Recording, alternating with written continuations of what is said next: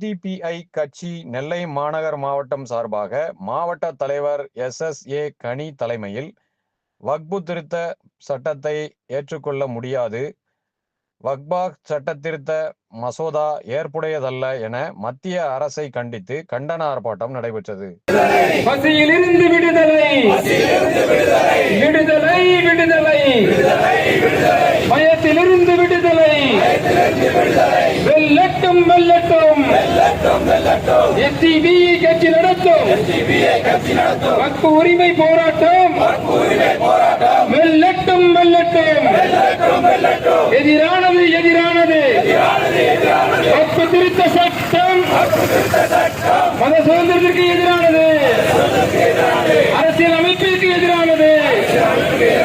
விட்டுத்தர மாட்டோம், விட்டுத்தர மாட்டோம். பள்ளிவாசல்கள் மதசாக்கள்